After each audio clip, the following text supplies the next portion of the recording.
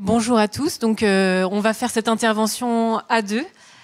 Donc, moi, Noémie Ward, directrice de la stratégie et de l'innovation d'EPA Marne et EPA France. Et puis, Rodrigue Leclèche, responsable du pôle construction chez Pouget Consultant, bureau d'études thermiques, fluides, environnement. Voilà, on fait cette intervention à deux parce que c'est vrai que Rodrigue et Pouget nous accompagnent beaucoup pour aller chercher le plus haut niveau d'ambition énergie-carbone et en restant pragmatique à chaque fois pour garantir la faisabilité de ce qu'on fait. Alors nous, EPA Marne et EPA France, donc on est des aménageurs publics de l'Est francilien. Donc on intervient sur 44 communes de l'Est francilien, principalement la Seine-et-Marne. Donc nous, on a été créé il y a 50 ans pour développer la ville nouvelle de Marne-la-Vallée. L'idée, c'était vraiment de rééquilibrer l'Est et l'Ouest francilien. À l'appui d'investissements massifs dans des infrastructures telles que l'autoroute A4, le RER A. Donc en fait, on fait nos programmes immobiliers, on fait nos développements urbains, là où il y a déjà des infrastructures de transport, des réseaux, des voiries. Donc sur du foncier maîtrisé, on fait nos programmes résidentiels, nos activités économiques, nos équipements, dans une logique complètement opposée à celle de mitage et d'étalement urbain, puisqu'on parle de carbone, je pense que c'est important de le signaler. Donc, nos perspectives de développement, elles sont importantes. Aujourd'hui, on a 619 000 habitants sur notre périmètre d'intervention. La croissance démographique en 10 ans, elle a augmenté de 8%. Et donc, en gros, on engage 2000 logements par an. Et ces programmes résidentiels, on cherche à ce qu'ils soient exemplaires sur le plan de l'énergie, du carbone, mais aussi à ce qu'ils soient confortables pour les usagers, les futurs occupants. Donc, nos interventions, elles s'inscrivent dans un cadre stratégique et opérationnel. C'est le projet stratégique et opérationnel d'EPA Marne, qu'on a voté à l'unanimité en décembre 2019. C'est notre feuille de route à 5 ans, donc sur 2020-2024, qui nous engage, nous, mais aussi les administrateurs, représentants de l'État et des collectivités locales. Donc je vais aller assez vite, mais en fait, ils s'articulent autour d'un certain nombre de défis, notamment le climat et la cohésion sociale et territoriale. Et donc, on s'est engagé avec nos partenaires à réduire l'empreinte carbone du territoire, de nos activités. Et donc, on a un certain nombre de leviers opérationnels pour le faire, notamment parce que on est aménageur, donc prescripteur, c'est-à-dire que quand on commercialise nos programmes immobiliers, en fait, on rédige des cahiers des charges et donc on peut fixer un certain nombre d'ambitions dans les cahiers des charges des consultations et donc challenger les promoteurs bailleurs qui vont répondre à ces consultations, notamment sur le plan de l'énergie, du carbone et du confort. Donc voilà, on cherche à être le plus ambitieux possible, on cherche à être un aiguillon pour l'ensemble des acteurs de l'aménagement et de l'immobilier sur ces questions d'énergie et de carbone, sur ces questions de confort aussi. Donc typiquement, sur les programmes immobiliers, on a toujours essayé d'anticiper la réglementation, de la préfigurer. Ça a été le cas de la nouvelle réglementation environnementale. Avant qu'elle rentre en vigueur, on avait été chercher les plus hauts labels E+C-. Donc, si bien qu'en 2021, en fait, sur les commercialisations 2021, il y a 50% de la surface de plancher global, 96% de la surface de plancher résidentiel qui est engagée un label E+C-, et à chaque fois, on a dépassé le niveau de base du label E+C-. Et on a cherché, dès que la nouvelle réglementation environnementale est entrée en vigueur début 2022, on a travaillé justement avec Rodrigue notamment pour anticiper les paliers de la nouvelle réglementation environnementale et aller chercher au maximum les plus hauts paliers de la réglementation en tenant compte des contraintes du terrain. Donc, on s'est engagé en 2022 à ce que sur 50% des surfaces résidentielles engagées, on puisse viser le palier 2025. Et on a cherché à faire une opération pilote 2031. On n'a pas réussi à la faire, mais on a cherché à la faire en tout cas. Donc, voilà, on pourra y revenir. Ce sera pour 2023. Ce sera pour 2023, absolument. Donc, sur le plan, au-delà de l'énergie de carbone, nous, on cherche à ce que les gens qui habitent nos programmes immobiliers y vivent bien. Donc on a un driver, on a un aiguillon, c'est le référentiel qualité Girometti-Leclerc parce que notre directeur général c'est Laurent Girometti, donc forcément c'est quelque chose qui nous challenge tous, c'est votre référence aussi à vous. Donc ce référentiel en fait il a été publié en septembre 2021. Il définit un certain nombre de critères de confort d'usage relatifs en fait à la surface minimale des logements en fonction de leur typologie, à la surface des pièces à vivre, à la taille des rangements, à la hauteur sous plafond. Il définit aussi un certain nombre de critères liés à la luminosité et au rapport à l'extérieur. Donc, il privilégie fatalement les logements traversants, les logements avec des espaces extérieurs, et puis des espaces modulables. Alors, du coup, c'est pas dans l'ordre. Voilà. Mais donc, nous qui sommes très attachés à ces questions d'énergie, de carbone et de confort, en fait, on se retrouve, et nous tous, face à une équation complexe à résoudre. C'est celle de concilier en fait les exigences de la nouvelle réglementation environnementale avec ces exigences sur le confort qui nous amènent à privilégier des espaces extérieurs. C'est pas forcément compatible justement à cette recherche de compacité des programmes immobiliers. Tout ça dans un contexte où les coûts de construction sont de plus en plus tendus. Clairement, dans la période récente, il y a tout un tas de facteurs qui nous ont bousculés. Donc, la difficulté d'approvisionnement des matériaux, la crise énergétique, la crise immobilière, et tout ça rend encore plus complexe cette équation à résoudre. Et donc, on y est de plus en plus attentif, notamment pour préparer les commercialisations de cette année. Et c'est pour ça qu'avec Rodrigue, on s'est dit que ce serait quand même pas mal de passer ce référentiel qualité au crible de l'équation coût carbone. Et donc, Rodrigue, je te laisse la suite. Voilà. Merci Noémie. Effectivement, l'objet, on le voit bien, les contraintes de cette équation coût, carbone, qualité d'usage, donc nous a poussé à faire une étude pour vérifier l'adéquation entre le niveau 2025 de la RE et les exigences de qualité d'usage qui sont effectivement plus émetteurs de carbone, si on a plus de balcons, si on a de la hauteur sous plafond plus importante ou des choses comme ça. Donc déjà, c'était de vérifier si c'est bien en adéquation, si c'est bien faisable, et ensuite, bien sûr, de regarder l'impact économique que ça implique sur l'opération. Donc pour ça, on a choisi une opération qui a été livrée sur le territoire de l'Épamarne en 2019. Il s'agit d'une opération de logement social constituée de 2 bâtiments de 2500 m² à peu près chacun. Là, je vous présenterai les résultats sur le bâtiment B. Bâtiment tout à fait standard de l'époque 2019 sur le territoire de l'Épamarne, c'est-à-dire principalement en béton. Structure béton, isolation par l'intérieur, menuiserie PVC, chauffage gaz collectif, mais qui présente une performance énergétique plus importante, puisque là, ça devait être un label Effinergie plus sur cette opération, qui permet au final, vous allez le voir après, déjà de respecter la RE 2020, qui est du coup en application depuis 2022, alors que le projet a été livré en 2019. Donc un peu plus ambitieux de par justement les exigences de l'Épamarne sur la performance énergétique. L'opération, notre travail s'est fait en 3 étapes. D'abord, un constat sur l'état initial, comment on se positionne justement dans la RE 2020. Ensuite, on va améliorer le projet d'un point de vue qualité d'usage pour respecter le référentiel Girometti-Leclerc. Et enfin, on va essayer d'aller chercher, de proposer des améliorations pour aller chercher à atteindre le niveau 2025.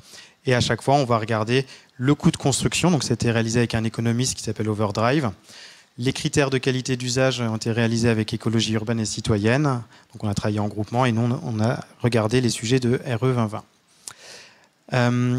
Donc première étape de constat, au regard des critères de qualité d'usage, on a regardé logement par logement. Écologie urbaine s'est pensée sur ce sujet, de regarder les conditions vis-à-vis du référentiel, de surface de logement, de surface des chambres, de surface des séjours, les espaces extérieurs, la luminosité. Donc il y a eu un tableau qui a été fait sur l'ensemble des logements qui montre principalement que c'est en termes de surface des chambres et des espaces de vie, séjour, cuisine, où il y avait un peu le bas blesse sur cette opération. Et quelques travaux qu'on va voir ensuite sur l'orientation et sur l'accès à la lumière. D'un point de vue coût de construction, l'opération dont les travaux ont été signés en 2017, on a réévalué le coût avec une valeur 2021, une augmentation relativement importante de l'ordre de 18%, pour un coût de travaux de 11 millions. Nous avons retenu comme indicateur pour les différentes étapes et pour comparer le projet des euros de coût de travaux en euros par mètre carré SDP, hors infrastructure et hors espace extérieur, parce que ça n'a pas d'impact réglementaire ni sur nos aspects de qualité d'usage. Donc un coût de construction à 1 700 € par mètre carré SDP. D'un point de vue RE 2020, l'état initial respectait déjà la RE 2020 comme on le voit ici. Sur la partie de gauche, pour vous, c'est les indicateurs énergie de la RE qui sont respectés, avec le BBio moins 14%, le CEP moins 20% et le CEP NR moins 3%. Donc ça, c'est-à-dire qu'un projet qui est sorti en 2019 sur le territoire de l'Épamarne respectait déjà la RE 2020 à ce niveau-là, du fait justement des exigences un peu plus poussées sur ce territoire. En termes d'inconfort d'été, l'indicateur degré-heure de la RE 2020 a été de l'ordre de 610 degrés heure, ce qui soit 50% de mieux que le seuil réglementaire. Donc là, haut la main, seuil qui n'est pas très contraignant de toute façon en Île-de-France. Et enfin, sur l'indicateur d'émissions carbone liées aux énergies, vous avez deux seuils. En orange, c'est le seuil de 2022. En vert, en dessous, c'est le seuil de 2025. On voit la grande marche à atteindre entre ces deux seuils et le projet qui est plutôt proche, moins 3% de gain, je crois, par rapport au seuil de 2022. Et enfin, sur le IC construction, donc les émissions carbone qui sont liées aux matériaux, on atteignait le seuil de 2022 en orange, pas celui de 2025, effectivement, avec là aussi une marge de l'ordre de 5% par rapport au seuil 2022. Donc un projet qui, en somme toute, respecte l'intégralité des indicateurs de l'ARE 2022. Donc l'étape d'après, c'est de modifier le projet pour qu'il respecte le référentiel Girometti Leclerc. Donc ça passe par l'augmentation des différentes surfaces de logement, des séjours, des chambres, ce qui pousse à agrandir par une homothétie de 25 cm tout le gabarit de l'immeuble sur tous les niveaux. Donc plus de surface et de plancher notamment. Ce qui nous a poussé à augmenter les surfaces de balcons pour qu'ils soient agréables à vivre et à utiliser, d'augmenter le nombre de fenêtres pour avoir plus de lumière, notamment dans certaines cuisines. Le référentiel Girometti Leclerc demande également à avoir plus de hauteur sous plafond. Donc on a essayé d'augmenter la hauteur sous plafond à 2,70 m. Là, le PLU nous bloquait un petit peu, notamment pour le dernier niveau qui était en attique. On a décidé de rester sur 2,50 m pour respecter le PLU. L'attique étant un peu plus qualitatif puisqu'on a un espace extérieur. On pensait que d'un point de vue qualité d'usage, c'était tout à fait acceptable. Tous les autres étages sont à 2,70 m en dessous. Donc une augmentation globale de la taille du bâtiment. Et dernier point, dans le référentiel Girometti Leclerc, on essaye aussi de pousser à ce que les bâtiments puissent évoluer ou soient plus facilement modulables. Donc en ce sens, sur cette opération, on a considéré qu'on pouvait passer en système de structure type poteau-poutre pour éviter d'avoir des refends porteurs à tous les 5-7 mètres et pouvoir peut-être faire évoluer les logements par la suite. Donc tout ça, ensuite, on a regardé d'un point de vue énergie et carbone l'implication que ça pouvait avoir. Première étape sur les émissions de CO2 sur l'énergie. Vous voyez une légère baisse, on passe de 550 à 525 en gros. Ça, c'est lié au mode constructif, le fait de ne plus avoir de refend qui viennent couper l'isolant. Ça permet de limiter les ponts thermiques et d'être plus performant en énergie, donc plus performant en carbone. On consomme moins, donc on émet moins. Donc là, un léger gain qui n'est pas tout à fait significatif, mais un petit gain avec ce travail-là. Par contre, d'un point de vue carbone sur les matériaux, on augmente de 10 kg de CO2 par mètre carré les émissions carbone. Ce n'est pas non plus énormément significatif, mais ça se compense notamment parce que plus de matière liée à la qualité d'usage fait augmenter de 25 kg par mètre carré. Par contre, le fait d'être passé en poteau-poutre nous limite un petit peu, à contrario, le nombre de refends, donc le volume de béton, ce qui permet de gagner 15 kg de CO2, donc d'arriver à cette augmentation de simplement 10 kg de CO2 en plus, tout en apportant quand même respectant l'ensemble du référentiel de qualité d'usage. Donc un impact carbone relativement limité par le référentiel Girometti Leclerc. Donc ça, c'était le premier point important à noter. Et ce qu'on a fait sur la barre orange, c'est qu'on a cherché à redescendre en kilos de CO2 au même niveau que l'état initial, donc les 755 kilos. Là, on passe en menuiserie bois. Donc ensuite, on regarde d'un point de vue coût ce que ça donne sur la partie droite. Donc l'impact de qualité d'usage, ça augmente d'à peu près 40 € par mètre carré le coût de construction, soit de l'ordre de 2,3%. Et le passage en menuiserie bois fait encore augmenter de l'ordre de 30 € par mètre carré le coût. Donc on arrive à un bâtiment équivalent, intégrant la qualité d'usage, équivalent en carbone pour 4% de coût de construction à peu près. Ça, c'est donc l'objet de cette première phase, c'était de vérifier la faisabilité entre RE 2020 déjà et la qualité d'usage, et de vérifier l'impact de la qualité d'usage.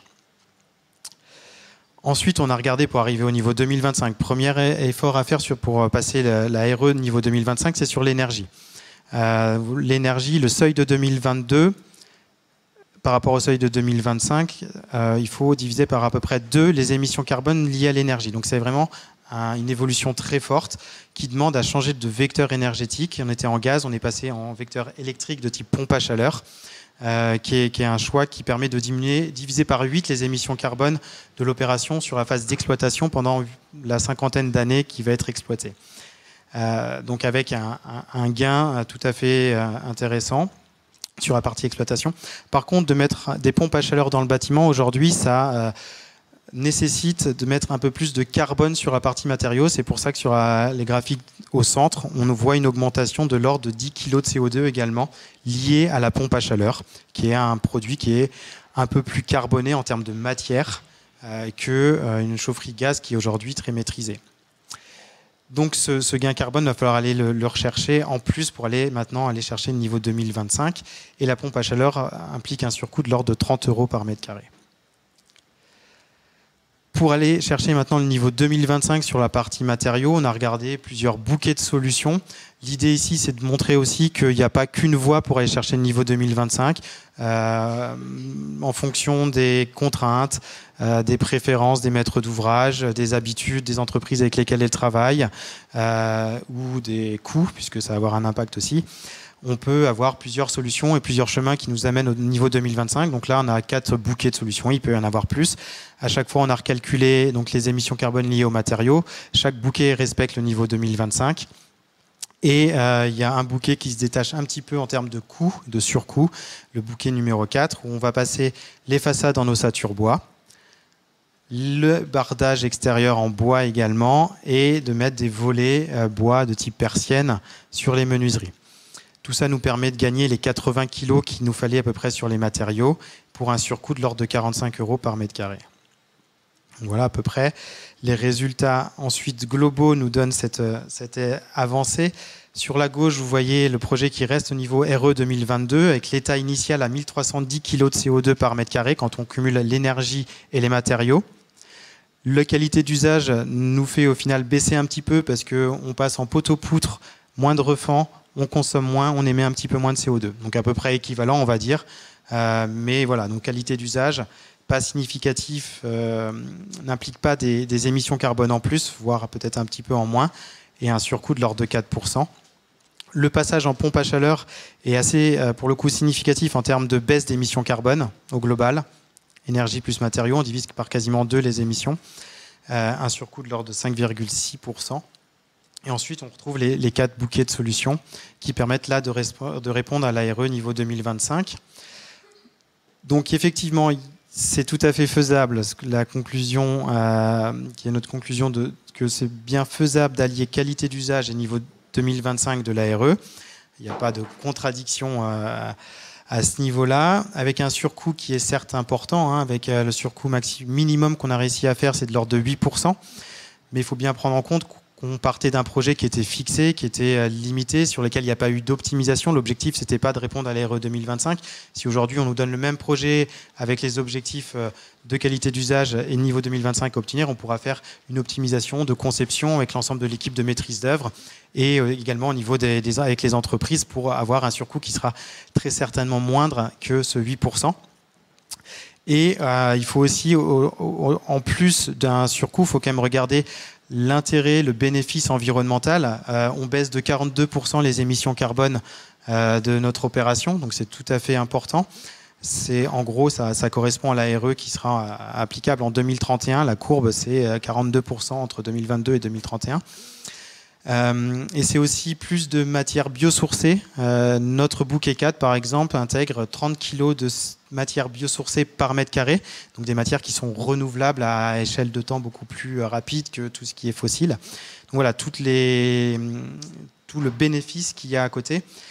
Et donc, tout ça nous amène à avoir cette réflexion avec les PAMARN autour de, effectivement, on sait que ça coûte plus cher. Donc, il y a des projets qui sont plus ou moins contraints sur lesquels on ne va pas pouvoir faire l'ensemble du référentiel Girometti-Leclerc. Certains projets, on ne pourra pas aller chercher le niveau 2025. Et c'est là où je laisse la parole à Noémie pour présenter la suite sur un outil qui a pu être créé sur la base de cette équation coût, carbone, qualité d'usage. Merci beaucoup, Rodrigue. Du coup, je pense que la démonstration était très claire et brillante pour montrer qu'on peut qu'on peut tout à fait allier les critères de qualité et en fait les exigences au regard de la nouvelle réglementation environnementale. Enfin, là, on voit qu'on arrive finalement par de l'intelligence collective à réduire de 42% les émissions de gaz à effet de serre, mais par contre, on voit qu'il y a quand même des impacts sur les surcoûts entre 7 et 9%, c'est ça ? Du coup, pour nous, aménageurs, c'est très important on a de plus en plus besoin d'outils d'aide à la décision pour pouvoir justement fixer au mieux et le plus en amont possible les ambitions qu'on va aller chercher sur le plan environnemental, mais aussi sur le plan du confort. Tout ça en tenant compte justement de ces questions économiques. Donc, on a développé déjà ce qu'on appelle le rétex coût de construction. En fait, c'est tout un tas c'était déjà de ce projet-là, avec Overdrive, Écologie urbaine et citoyenne A003 aussi.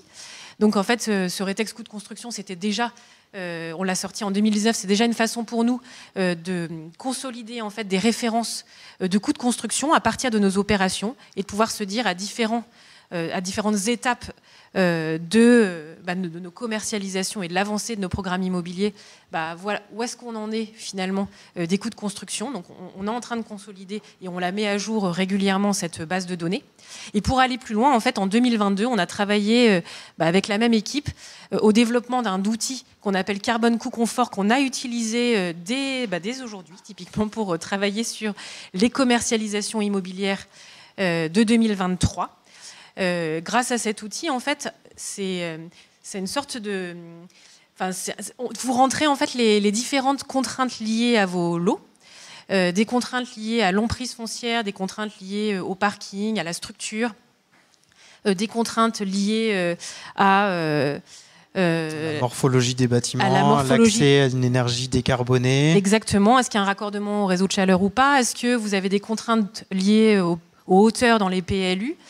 Toutes ces contraintes en fait qu'on connaît en amont des programmes, on les intègre dans cet outil et en fait de façon assez intuitive, il nous indique finalement au regard des indicateurs carbone, coût, confort, ce qu'on peut aller décemment chercher du point de vue des paliers de la nouvelle réglementation environnementale, du point de vue du référentiel Girometti-Leclerc, est-ce que c'est un niveau basique ou performant, et tout ça justement en restant dans un niveau d'augmentation, de coût de construction absorbable. Donc ça, on l'a utilisé dès aujourd'hui et on va l'améliorer cette année.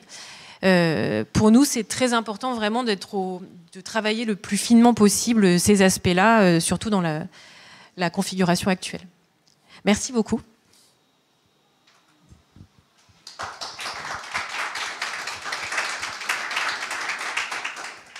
Et si vous avez des questions, n'hésitez pas, il y a un micro qui va tourner et qui arrive derrière vous. Voilà, c'est la petite slide. C'est en guise de conclusion, on vous a fait un peu de teasing sur cet outil, mais voilà, c'est en gros, vous rentrez les contraintes et à la fin, ça vous donne à peu près les ambitions que vous pouvez aller chercher. Oui, bonjour. Petite question sur le surcoût de construction. Quelle est l'économie attendue énergétique sur 10 ans, 20 ans ? Alors sur la partie énergie, il n'y a pas forcément d'efforts sur les consommations qui sont apportés puisque la RE 2025 ne demande pas d'évoluer par rapport à la RE actuelle de 2022. Par contre, on passe en pompe à chaleur. Donc c'est le gros changement, c'est de passer de chaudière gaz à pompe à chaleur. Ce qui n'implique pas forcément d'économie de coûts d'exploitation, en tout cas aujourd'hui. Ça va dépendre un petit peu de l'évolution des prix de l'énergie plus tard. Là, l'évolution entre le projet et le niveau 2025, c'est clairement sur le carbone. Et pour la PAC, vous prenez le mix énergétique français d'électricité ? Tout à fait. D'accord. Qui est décarboné.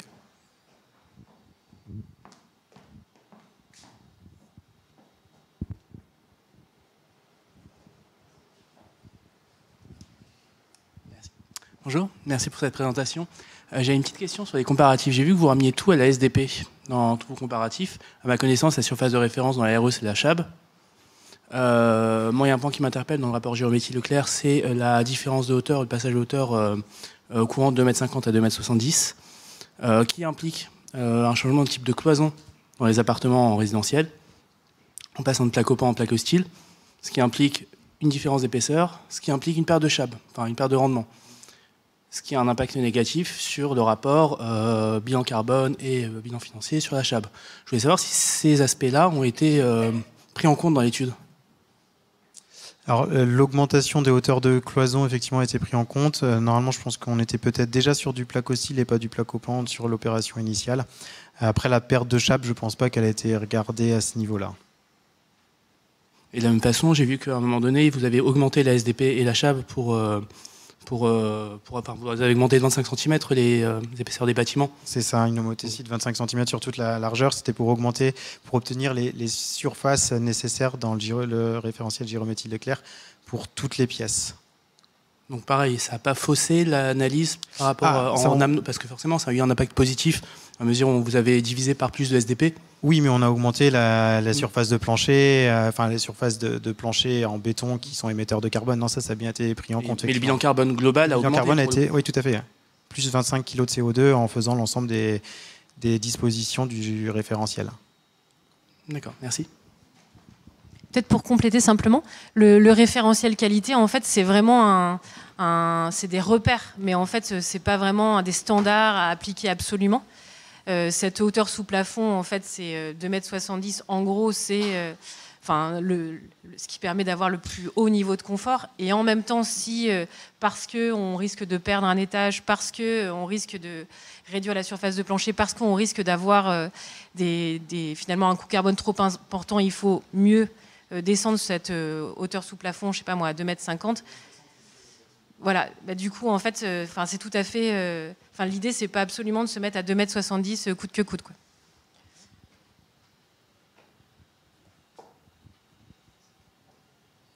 S'il n'y a plus de questions, il y a une question derrière. Pardon.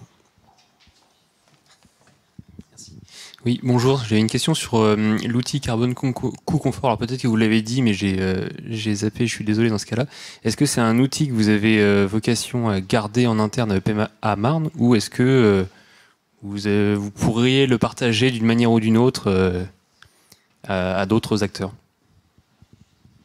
Du coup, alors là, cette réponse n'engage que moi à ce stade, mais nous, ce qui compte pour nous, on est aménageur public, donc on cherche toujours à aider et à servir l'ensemble des autres aménageurs qui nous ressemblent. Et si cet outil-là peut être utile à d'autres aménageurs, ça nous arrive assez régulièrement dans des cadres institutionnels de présenter du coup des outils qu'on peut développer ou des expériences qu'on trouve exemplaires pour pouvoir inspirer d'autres camarades. Typiquement, le rétex coût de construction, on l'a présenté dans des cadres institutionnels, et celui-là, dans une version améliorée, je pense qu'effectivement, on sera... je le ferai valider en interne, mais je pense qu'on sera tout à fait partant pour partager ces connaissances et peut-être l'améliorer justement dans un cadre plus collectif. On va déjà le tester pendant une année, voir si ça marche bien, effectivement. Et on verra après ce qu'on en fait. Donc là, on a fléché les ambitions sur les commercialisations 2023. On va voir si finalement les réponses des promoteurs nous permettent de voir qu'on s'était plutôt pas planté. Je pense qu'on s'est plutôt pas planté. Je pense que on s'est pas planté. Voilà, mais donc on aura un retour d'expérience en fin d'année qui nous permettra et on aura amélioré aussi d'ici là l'outil. Donc voilà, en fait, on va se renforcer au cours de l'année en tout cas.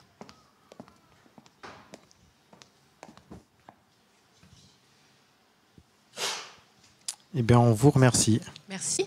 Bonne soirée.